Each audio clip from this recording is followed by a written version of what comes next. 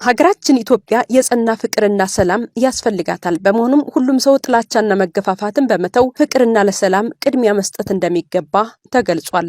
ብፁዕ አቡነ ሕርያቆስ የአዲስ አበባና ሀዲያ ስልጤ አህጉረ ስብከት ሊቀ ጳጳስ የማህበራት ማደራጃ መምሪያ ሊቀ ጳጳስ በየካ ክፍለ ከተማ ደብረ ሳህል ቅዱስ ሚካኤል ቃና ዘገሊላ በዓል በሚከበርበት ዕለት በሰጡት ትምህርተ ወንጌል ክብረ በዓላችን በአማረና በደመቀ መልኩ ያከበርነው ከተማችን ሰላም ስለሆነ ነው። በመሆኑም የቀደሙት አባቶቻችን አንድ ሆነው የሀገራችን ዳር ድንበር አስጠብቀው አስረክበውናል። እኛም ለሀገር ሰላም ልንሰራ ይገባል ብለዋል።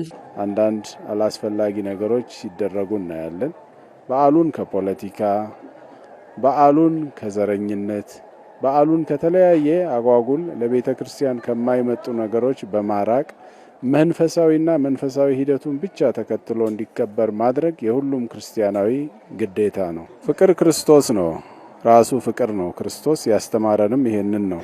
በመስቀል ላይ የተሰቀለው ፍቅሩን ለመግለጽ ነው። በዮርዳኖስ የተጠመቀውም ለዚሁ ነው።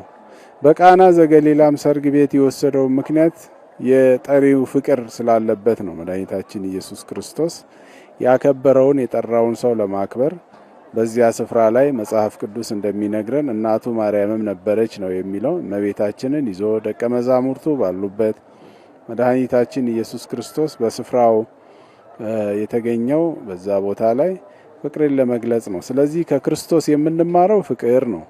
በዓሉንም ደግሞ በፍቅር በሰላም አንድ ትልቅ የተማርኩበት ተወሰኑ አሁን በዚህ በዓል ላይ የተወሰኑ ሰዎች የነበራቸውን ሁለትም ሶስትም የነበራቸውን የሀበሻ ቀሚሶች፣ አልባሳት፣ ልዩ ልዩ ጌጣጌጦችን በመሰብሰብ በማጠብ በማዘጋጀት በመተኮስ በዓሉን መድመቅ ፈልገው ግን የሚገዙበት ገንዘብ ላጡ እህት ወንድሞቻቸው በፈቃደኝነት እየወሰዱ ልብስ መቀየር ትፈልጋለህ ሆይ እኛ ጋር ላንተ የሚሆን ልብስ አለ፣ ላንቺ የሚሆን ነገር አለ እያሉ ሲያድሉ ሲሰጡ አይተናል። የክርስትናው ተቀዳሚ ተግባሩ ይሄ ነው። ክርስትና መሰረቷም የተመሰረተውም በፍቅር ላይ ስለሆነ ክርስቶስ መድኃኒታችን ኢየሱስ ክርስቶስ ተፋቀሩ በበይናቲክሙ እርስ በርሳችሁ ተፋቀሩ ያለን ፍቅርን ለማሳየትና ለመግለጽ የሄደበትም ርቀት በጣም ረጅም ነው። ብፁዕነታቸው አክለውም በጦርነት ትርፍ የለም፣ ውድመትና እልቂት ነው። ልጆች እንዲማሩ፣ የታመሙት ታክመው እንዲድኑ አስተማማኝ ደህንነት አስፈላጊ ነው። የተለያየ ዓላማ ይዘው ወደ ጦርነት እንድንገባ የጦር መሳሪያ ለሚያቀብሉን የውጭ አካላት የዓላማቸው ማስፈጸሚያ መሆን የለብንም ብለዋል። ክርስቶስም በቃሉ ሳይሆን በተግባር ራሱን በመስቀል ላይ ሆኖ አሳየኝ እንዳለው ይሄ የፍቅር በዓል ነው፣ የሰላም በዓል ነው። ሁሉም ሰው በስምምነት በአንድነት ሆኖ በዓሉን የሚያከብርበት ስለሆነ ያለው ከሌለው ጋር ከአመጋገብ ጀምሮ በመንገድ ላይም ያለውን የጉዞውን ሁኔታ በመከባበር በመጠባበቅ ደካማውን በመርዳት ነፍሰ ጡር ሊኖር ይችላል፣ አቅመ ደካማ፣ አይነ ስውር፣ አካሉ የጎደለበት ሰው ሊኖር ይችላል። ሁሉም በመጠባበቅ በመከባበር መንፈሳዊ ኃላፊነቱን እንዲወጣና ፍቅሩን እንዲገልጥ እናሳስባለን። ከዚህ በተጨማሪ ደግሞ በዓላችንን ስለሚወዱት ብቻ አብረውን ለማክበር ከሌላ የእምነት ተቋማት የሚመጡ አንዳንድ ወገኖቻችን እህት ወንድሞች ይኖራሉ። የኢትዮጵያ ኦርቶዶክስ ተዋሕዶ ሃይማኖት በዓላት ዓላማቸው በጎነት ነው። ጌታችንና መድኃኒታችን ኢየሱስ ክርስቶስ ከገሊላ ወደ ዮርዳኖስ የመጣው የተቀበረውን የሰው ልጆች የዕዳ ደብዳቤ ለማጥፋት ነው። እኛም አምላካችን አብነት በማድረግ ለሰው ልጅ ሁሉ መልካም ማድረግ ይኖርብናል ብለዋል። መተሳሰብ ተብሎ ሲባል ሰው ከሰው አንድ ሆኖ በዓሉን ማክበር መቻል ማለት ነው። ያም ማለት ምንድነው? የሚለብሱት ያጡ ሰዎች ይኖራሉ፣ የሚበሉት ያጡ ሰዎች ይኖራሉ።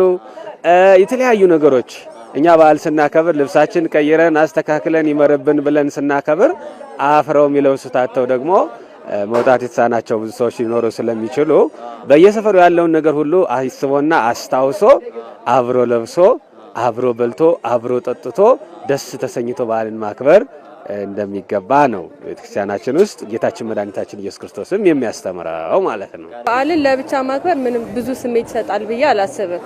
እንደ ቤተሰብም ሰብሰብ ብለን የምታከብረው ነው።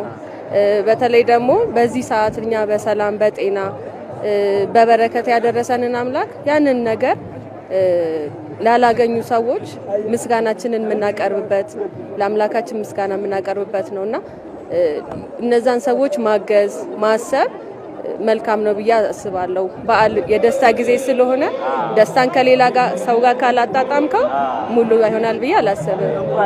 እንኳን እንግዲህ ለዚህ ቀን ለደረሰ ሰው በሙሉ እንኳን አደረሰ።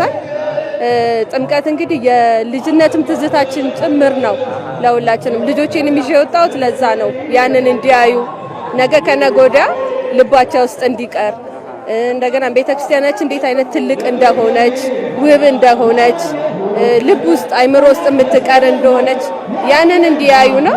ጥምቀት ላይ ብዙ መተሳሰብ አለ። እንደምታየው የሰው መጨናነቅ ሲኖር አንተ ትብስ አንቺ ትብስ ተብሎ ተከባብሮ በሌላኛው ዓለም ላይ ወይንም ዝም ብሎ በዕለት ተዕለት ህይወታችን ላይ ላናራምደው የምንችለውን ግን የጥምቀት በዓል ላይ ሲመጣ በበለጠ መልኩ በመተሳሰብና በመከባበር አብዛኛው ማህበረሰብ ሲያሳልፈው ታያለህ።